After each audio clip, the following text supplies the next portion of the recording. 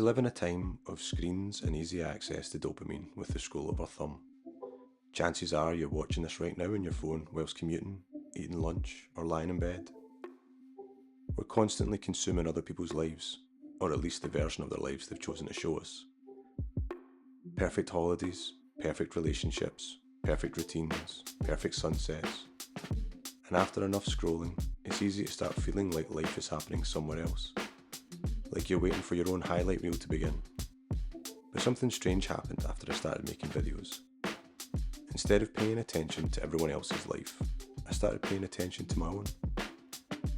At first I thought I was just getting better at filmmaking, learning composition, lighting, movement, colour, how to tell a story visually. But over time, I realised something much bigger was happening. The camera changed the way I looked at the world, even when it wasn't in my hands. I wasn't walking through my day on autopilot anymore. I was actually noticing it. There's this concept in Zen Buddhism called Shoshin, or beginner's mind. My very basic understanding of it is that when you start to think of yourself as an expert in something, you're less likely to be open to new experiences or knowledge within that area. When you're exposed to the same things over and over again, your brain starts filtering it out and you become unable to see anything unique within the experience. Your commute, the street you live on, the coffee shop you visit every week. Your brain labels them as familiar and stops paying attention to the details because, from an efficiency point of view, it doesn't need to. But picking up a camera broke that habit. Suddenly, every familiar place became full of possibilities. I'd noticed the way leaves moved in the wind, the reflections in puddles after it rained, the symmetry of a staircase, steam rising from a coffee. Things that had probably always been there. I was just finally paying attention. When people talk about mindfulness, I always imagined sitting cross-legged on the floor, meditating for half an hour in complete silence. Which, if it works for you, amazing. But I don't think that's the only way to be mindful. Mindfulness, at its core, is simply paying attention to the present moment. Not the meeting you've got later, not the mistake you made yesterday, not the holiday you're saving up for, just what's happening right now. And filmmaking forces you to do exactly that. Think about trying to capture a sunset. You can't rush it. You have to stop, watch, wait. Notice how the colours change every few seconds. Notice where the light is falling. Notice the clouds moving. For those few minutes, you are completely present. Not because someone told you to meditate, but because you wanted to create something beautiful. The funny thing is, the footage almost becomes secondary.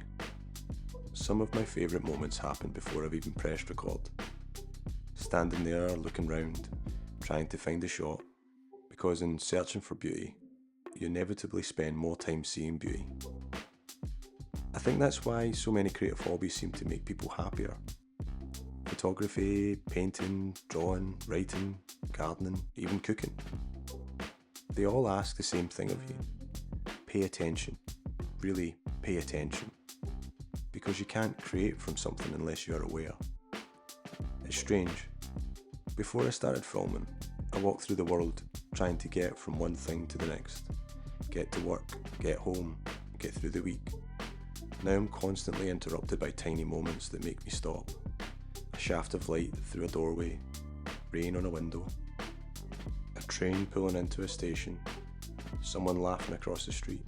They're tiny moments, completely insignificant, but somehow they make ordinary days feel richer. I also think filming has changed the relationship I have with my phone, because before, it was almost entirely a consumption device. I'd open it to scroll. Now, sometimes I open it to create, to capture something, to make a note, to record an idea before it disappears. The same piece of technology that once distracted me can now become a tool for paying closer attention. And I think that's a really important distinction. Technology isn't always the problem. Sometimes it's how we choose to use it. Of course, there's a balance. If you're so obsessed with capturing every moment that you never actually experience it, you've probably gone too far the other way.